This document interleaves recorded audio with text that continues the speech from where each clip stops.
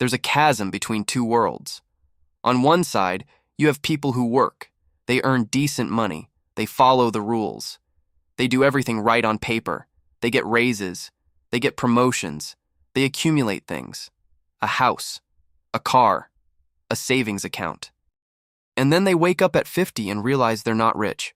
On the other side, there's a different breed entirely. Not necessarily more talented. Not necessarily more educated. Not necessarily born with more advantages. But they think about money completely differently. And because they think differently, they build differently. Billionaires like Warren Buffett, self-made entrepreneurs worth hundreds of millions, real estate moguls, tech founders. They don't just earn more money than everyone else. That's not the story. The real story is this. They have a different operating system running in their brain. And here's what nobody tells you.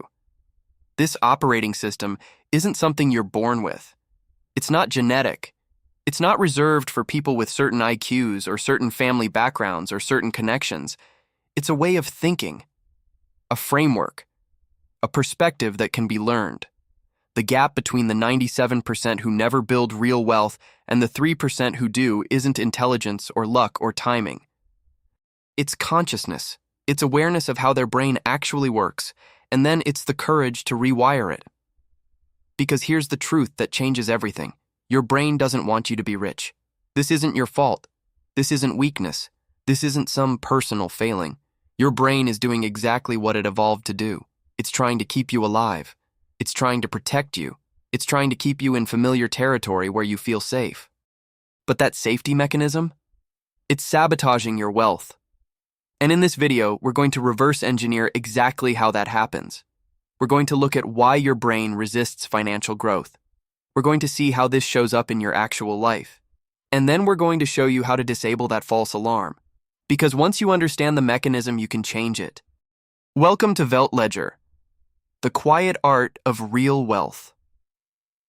Today, we're not just talking about making money. We're talking about understanding why you haven't made it yet, and what's actually stopping you. Let's begin. Your brain is running on ancient software. 200,000 years ago, your ancestors faced real threats, actual predators, actual scarcity, actual danger that could kill you in minutes. And their brains evolved to respond to those threats with incredible precision. The amygdala, the fear center. It detected threats. It activated the alarm. It flooded your body with cortisol and adrenaline. And that response saved your life. Because in an environment where predators were real and resources were limited, fear was a survival tool. But that world doesn't exist anymore. Your brain, however, is still running that ancient software. It's still scanning for threats. It's still activating when it senses danger. But now the threats it perceives are different. Now it's perceiving financial risk the same way it perceives a tiger in your living room. When you think about investing money, your amygdala lights up. When you consider starting a business with uncertain outcomes, your fear center activates. When you contemplate leaving a secure job to pursue something that might fail, your primitive brain screams, danger. And you feel it physically. That anxiety, that gut dread, that voice telling you to play it safe. That voice is your amygdala, and it's remarkably powerful. The neuroscience is clear on this. Brain scans show that financial uncertainty activates the exact same neural pathways as physical threat. Your body literally treats investment risk like it treats the threat of death. Your cortisol spikes, your pupils dilate, your breathing becomes shallow. You're in a fear state. But here's where it gets interesting. The wealthy have the same amygdala. They feel the same fear. Brain scans show no difference in how their fear centers react to uncertainty. The difference is they've learned to function despite it. Your brain also has something called the reticular activating system. Think of it as a filter. It determines what information you notice in the world. And here's the wild part. It's heavily influenced by what you believe. If you believe you're not good with money, your reticular activating system will filter information to confirm that belief.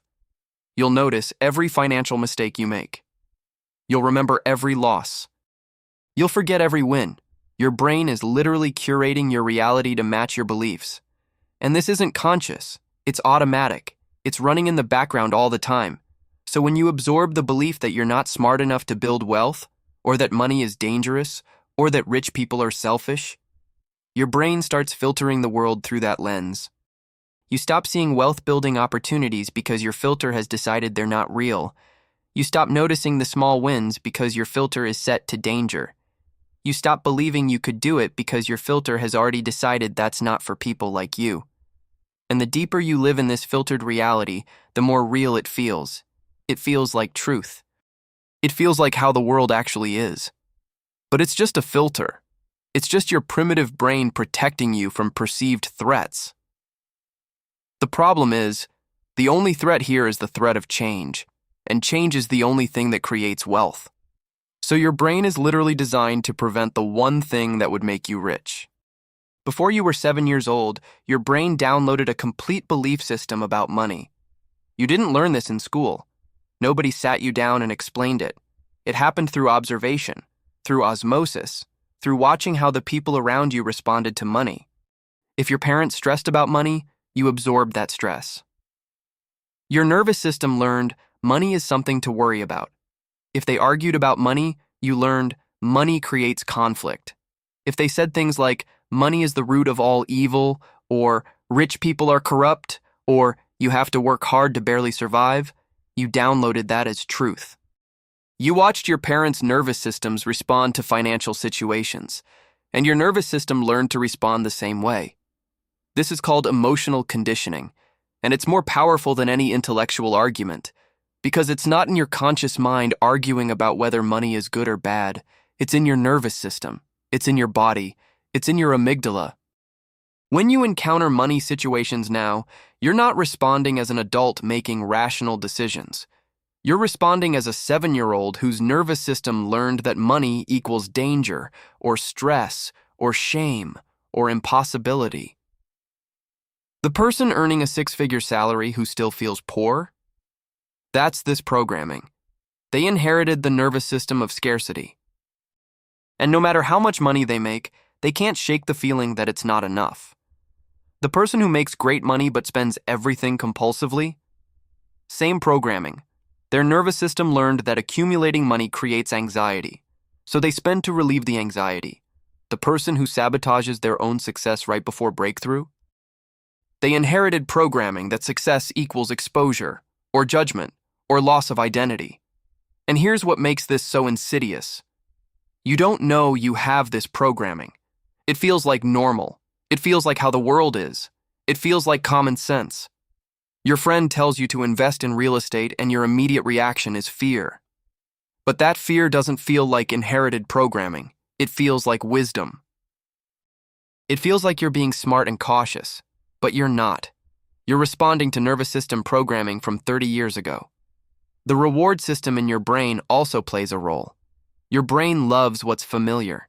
It literally rewards you with dopamine when things are predictable.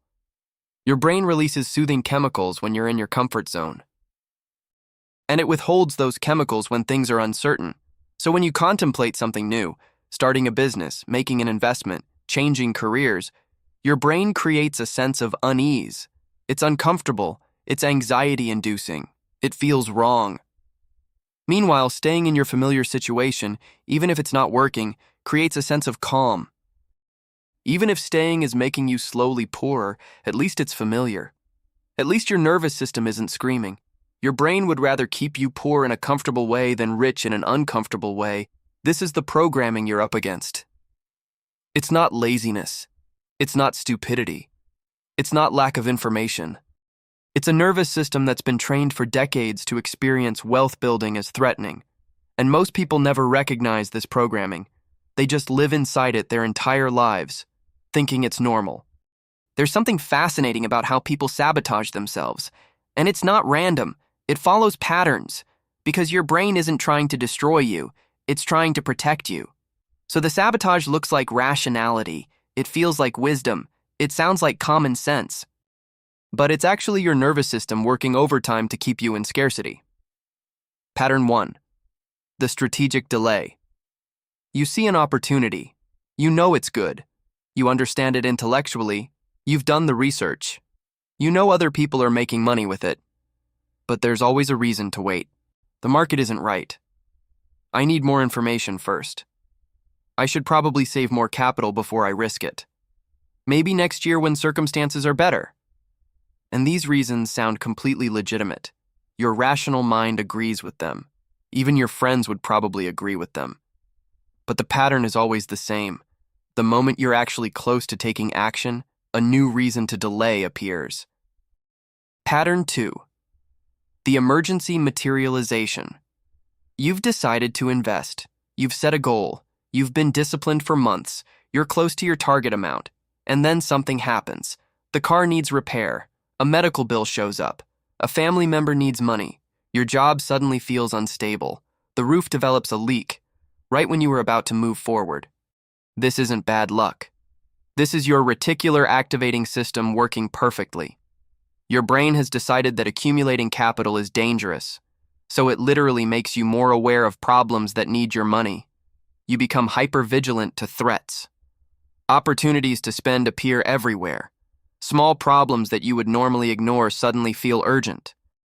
Your brain is creating a reality where spending your money is the only rational choice. Pattern 3. The identity protection. Someone in your life builds wealth, gets successful, crosses into a different economic class, and your immediate response is to diminish them. Oh, he just got lucky. She probably has rich parents.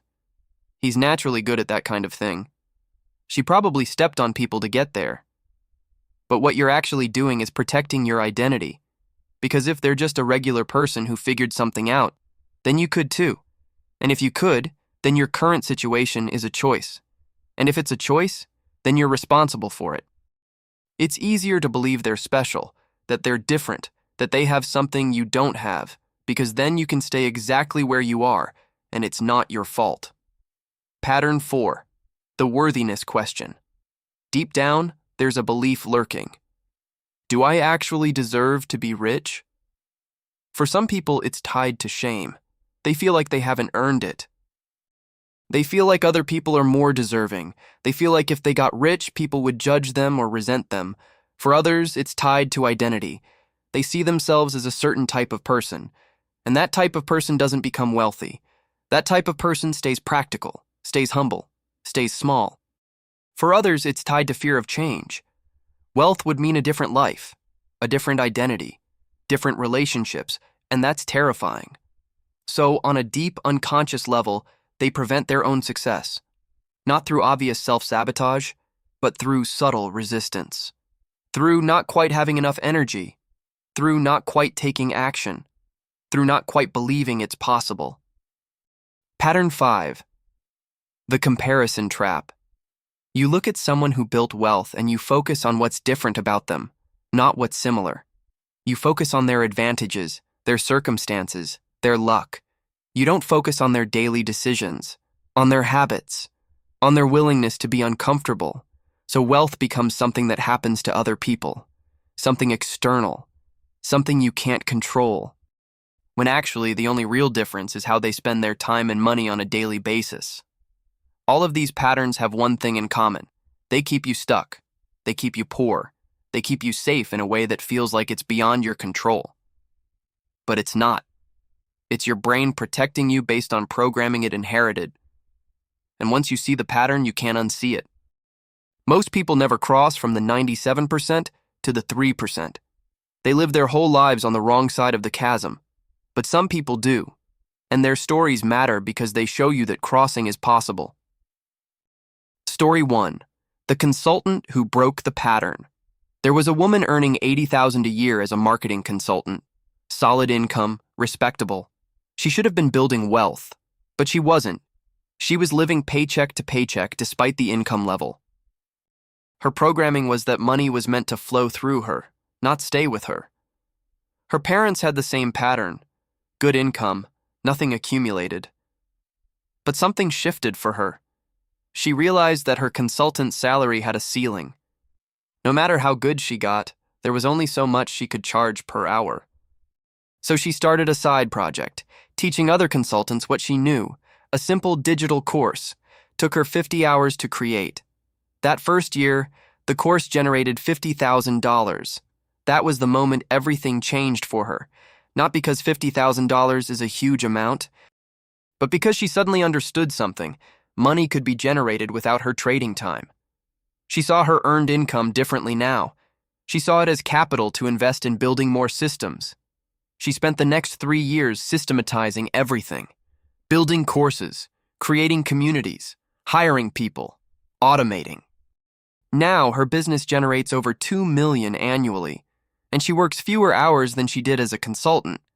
The only thing that changed was her understanding of how money worked. Everything else followed from that. Story 2. The Real Estate Epiphany. A guy starts with $50,000 saved. This is his entire net worth. What most people would do is put it down as a down payment on a house for themselves. He thought about it differently. He understood leverage. He used $50,000 as a down payment on a $500,000 rental property. The bank financed the rest. The cash flow, $2,000 a month. He took that $2,000 a month and systematically repeated the process. Another property, another down payment, another income stream. Within 5 years, he had 8 properties generating $15,000 a month in passive cash flow. He never increased his job salary. He never got a promotion. He just understood that borrowed capital was a tool. His original $50,000 became the down payment for $500,000, then another $500,000, then another, and each property's cash flow paid its own mortgage. Most people see this and think it's impossible. They think you need massive capital to start. They think real estate investing is for rich people. But he started with $50,000, same as most people could save if they made it a priority. The difference was his brain understood leverage. While most people were thinking about how to earn more money, he was thinking about how to make money work for him. Story 3. The entrepreneur who stopped sabotaging a founder built an app, started small, then it grew. Users, revenue, traction. But every time he was about to hit a milestone, something would break. A key person would leave, a client would cancel, a bug would appear, a competitor would emerge. Always at the moment of breakthrough.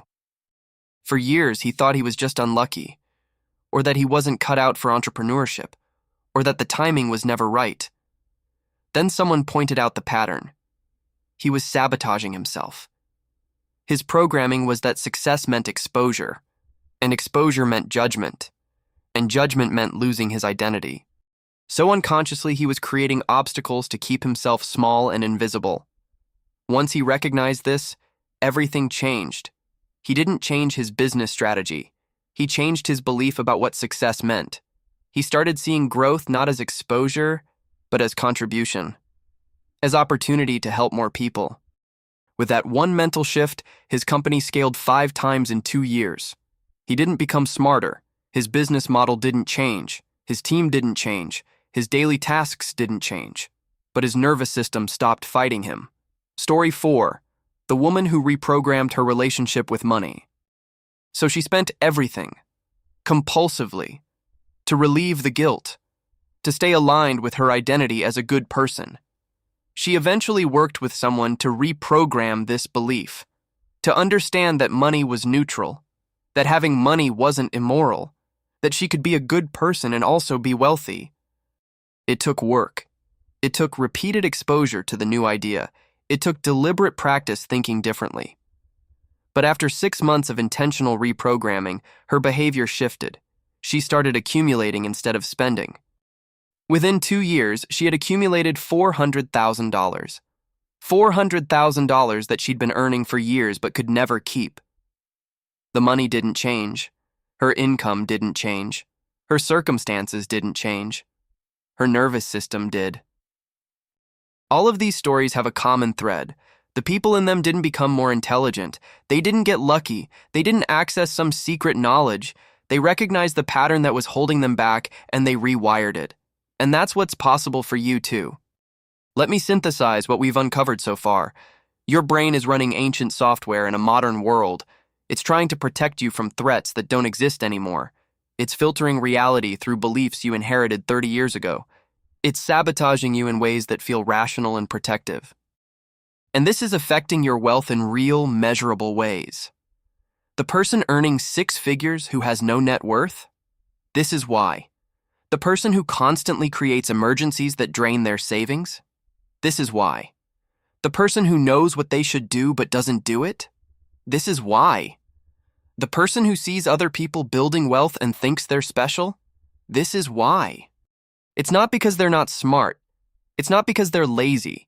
It's because their nervous system is preventing them from doing the thing that would make them rich. And here's what's crucial to understand. This is not permanent. Your brain has something called neuroplasticity. It has the ability to rewire itself at any age. The neural pathways you've built through decades of one pattern can be rewired through intentional practice. People reverse this all the time. They go from sabotaging their success to building it. They go from blocking money to accumulating it. They go from feeling unworthy to stepping into their power. And the mechanism is always the same. First, they have to see the pattern. Then, they have to choose to rewire it. Then, they have to practice the new pattern consistently until their nervous system catches up. The good news is, it doesn't take years. Most people report shifts within weeks, real transformation within months. But here's the thing, understanding this isn't enough. Most people watch something like this, nod their head, think, yeah, that makes sense, and go back to their old patterns. Because understanding is intellectual, but change is visceral. Change requires that you feel it, that you experience it, that you internalize it. So I want to do something right now. I want to know that this wasn't just another video you half-watched. I want to know that you actually got something from this, because the people who build wealth aren't the smartest people. They're not the luckiest people. They're the people who actually implement what they learn. So here's my ask. If this resonated with you, if you recognize yourself in one of these patterns, if you're actually ready to think about money differently, write the title of this video in the comments. Why your brain thinks being poor is safer than being rich. That's it. Just that title, nothing else. Because when I see that, I know you got here. I know you didn't skip to the end. I know you're actually taking this seriously. It takes 5 seconds, but it tells me you're part of the small percentage of people who actually do something with what they learn. So yeah, drop that title in the comments. Now let's talk about what actually changes everything. Understanding the pattern is step 1. Making it actually change in your life is step 2. And this is where most people fail. Because reprogramming your nervous system requires more than intellectual understanding. It requires action. It requires exposure. It requires practice. But here's the beautiful part. Once you understand the mechanism, the solution becomes obvious. Step 1. Expose yourself to new evidence. Your brain's filter is set based on your beliefs. If you believe you can't build wealth, your brain will filter evidence to confirm that. But you can change that filter. You do it by deliberately exposing yourself to contrary evidence. Read books by people who built wealth. Listen to podcasts about investing and entrepreneurship. Study people who crossed the divide. Watch documentaries about how money actually works. This isn't about getting smarter. This is about teaching your reticular activating system to notice a different reality. Every book you read, every story you consume, every new perspective you expose yourself to, it's adding data to your brain. And over time, your brain starts to see wealth building as possible, as normal, as something that people like you can do. Step 2. Find your leverage point. Wealthy people don't start with massive capital. They start with leverage. For some people, it's a skill they can monetize. For others, it's capital they have access to. For others, it's time they can invest in building something. What's your unique leverage point? What do you have access to that you could turn into an asset? The consultant had marketing knowledge. The real estate guy had understanding of leverage. The entrepreneur had the ability to build products. What do you have? Maybe it's a skill in your field. Maybe it's capital you've saved. Maybe it's time because you have a flexible schedule. Maybe it's connections in an industry. Every person has at least one leverage point. You just have to identify yours. Step 3. Build one asset. Don't try to do everything. Just build one asset that generates income without your direct effort. could be a rental property, could be an online business, could be a dividend-paying investment portfolio, could be royalties from intellectual property. It doesn't matter what it is. It just matters that you're building something that creates value without you trading time. Start small, $500, $5,000, $50,000. The amount doesn't matter. What matters is that you're learning the mechanism of asset creation. Once you've built one asset, you know it's possible. You've broken through the barrier. You understand the game. Then you build the second one. Step 4. Change your time allocation. Right now, most of your productive hours are spent trading time for money, your job, your work, your direct effort. The wealthy do this differently. They spend most of their hours creating things that generate value independent of their time. You don't have to quit your job, but you do need to start allocating time to building assets. This might be 10 hours a week. This might be weekends and evenings. This might be a side project that slowly grows. But the key shift is, you stop allocating all your time to trading. You start allocating time to building. And over time, that allocation changes. Your assets start generating enough that you can reduce your trading time. Step 5. Reprogram your nervous system through exposure. This is the deepest level. Your nervous system learned through experience that certain things are dangerous. You reprogram it the same way, through experience. When you take your first small investment and nothing catastrophic happens, your nervous system gets data that wealth building isn't lethal. When you start your first business and learn from the failure instead of dying from it, your nervous system recalibrates. When you build your first asset and see it generate money, your nervous system starts to associate wealth building with safety instead of threat. This doesn't happen overnight, but it happens faster than you think. Most people report significant shifts within 3 months of consistent practice. Step 6. Find your why. This is crucial. Because reprogramming your nervous system is uncomfortable. Your amygdala will resist. Your old patterns will fight back. You need a compelling reason to push through that discomfort. Why do you actually want to build wealth? Not to be rich, but actually why? Is it freedom? Is it security? Is it the ability to spend time on things you love? Is it to provide for your family differently? Is it to have options? Your why is what keeps you committed when the amygdala screams danger. All of these steps work together. And the beautiful part is, they're not complicated. They don't require special knowledge or special circumstances. They just require awareness of how your brain works and commitment to rewiring it. Here's what we've uncovered in this video. Your brain doesn't want you to be rich, not out of malice, but because it's protecting you. It's filtering reality through beliefs you inherited. It's sabotaging you in patterns you don't even notice. But this isn't permanent. Your nervous system can be rewired. Your beliefs can be updated. Your relationship with money can change. The wealthy on the other side of the divide aren't smarter than you. They're not luckier than you. They just understood their own psychology and chose to change it, and now you understand it too. The question is, what are you going to do with this? Because this knowledge is only valuable if it leads to action, if it leads to you actually changing how you think about money, if it leads to you building your first asset, if it leads to you crossing from the 97% to the 3%. The path is clear. The mechanism is obvious. The only thing standing between you and wealth is your willingness to rewire your nervous system. But here's what we haven't talked about yet. There's something else. Something that separates the people who understand this intellectually from the people who actually do it. It's not willpower. It's not motivation. It's not luck. It's habits. The daily decisions, the tiny choices, the small behaviors that compound over years. The difference between someone who understands wealth psychology and someone who actually builds wealth is the habits they've built into their daily life. And these aren't complicated habits.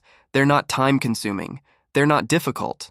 But they're the difference between temporary understanding and permanent transformation. That's exactly what we're covering in the next video. 10 money habits only wealthy people know and never talk about. Because these 10 habits are what separate the people who reprogrammed their brains but stayed poor from the people who reprogrammed their brains and built empires. These are the daily behaviors, the decision-making frameworks, the mental shortcuts that billionaires and self-made millionaires use that nobody ever teaches. They're not about having more money.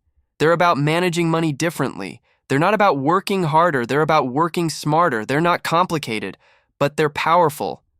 And they're the difference between knowing how to build wealth and actually building it. So make sure you watch that next, because this video teaches you why. The next video teaches you how. And together, they're the roadmap to crossing the divide. See you there.